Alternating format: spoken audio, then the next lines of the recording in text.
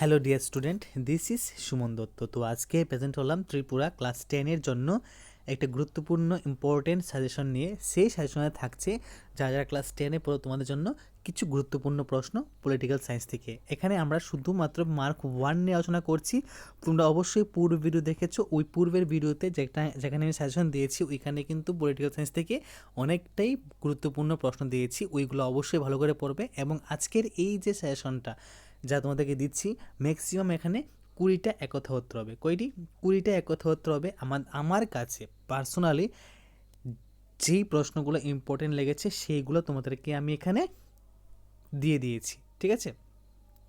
তারপর আরেকটা কথা বলে দিই যে কথাটা হলো খুবই মূল্যবান, লাক ফ্যাক্টর, ঠিক আছে? যদি লাক ফ্যাক্টর করে তাহলে অবশ্যই কিন্তু এখান থেকে সবগুলা প্রশ্ন উত্তর আসতে পারে, আর যদি না করে তাহলে একটু আসবে না। তো ভালো করে পড়বে এবং বুঝে শুনে পড়বে, ঠিক আছে?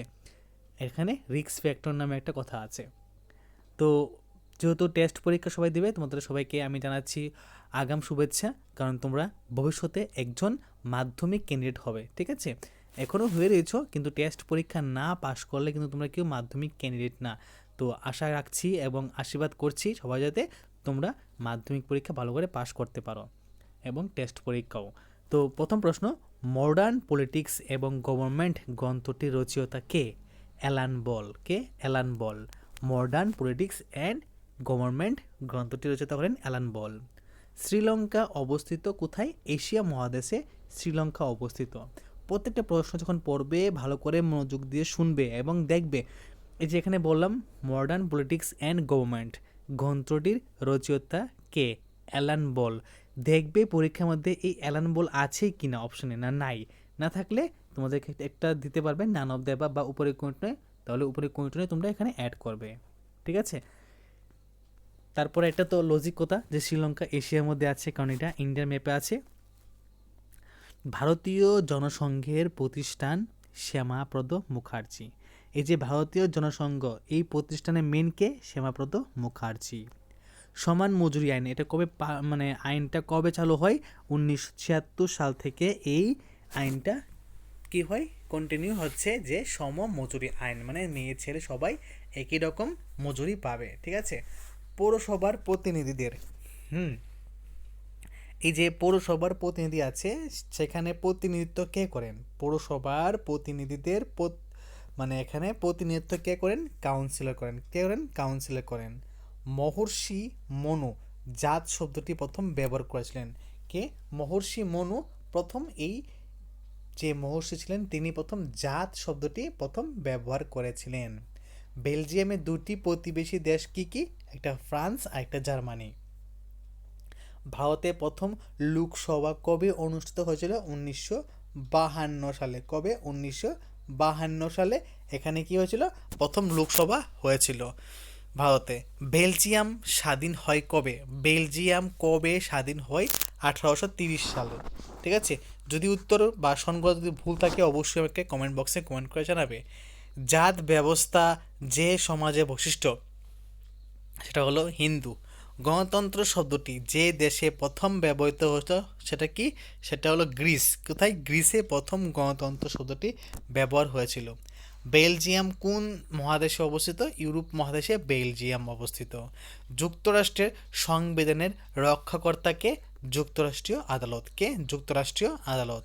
ক্ষমতা বিভাজন নীতির প্রকৃত প্রবক্তাকে? মন্তেস্কু। ক্ষমতা বিভাজন নীতির প্রকৃত প্রবক্তাকে? মন্তেস্কু। ওকে।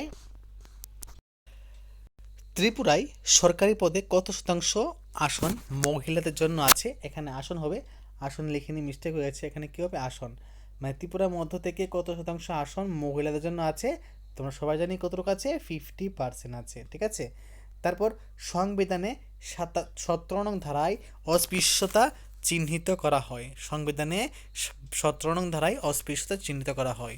ভারত প্রথম রাজনৈতিক দলের উদ্ভব কোথায় বা হয়? ভারতে প্রথম কি হয়? রাজনৈতিক দলের উদ্ভব হয়। শ্রীলঙ্কায় গৃহযুদ্ধের অবসান হয় 2009 সালে। শ্রীলঙ্কায় গৃহযুদ্ধের অবসান কবে হয়? 2009 সালে।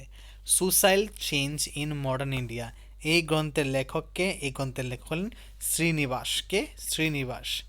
সাম্প্রদায়িকতা বিষবৃক্ষ গ্রন্থটি হচ্ছে তাকে রনেন সেন। কে? রনেন সেন। সমান মজুরি আইন কবে পাস হয়? 1976 সালে। যুগ্ম তালিকায় অন্তর্ভুক্ত হলো শিক্ষা। আমরা যে শিক্ষা গ্রহণ করি সেটা কি? যুগ্ম তালিকাভুক্ত।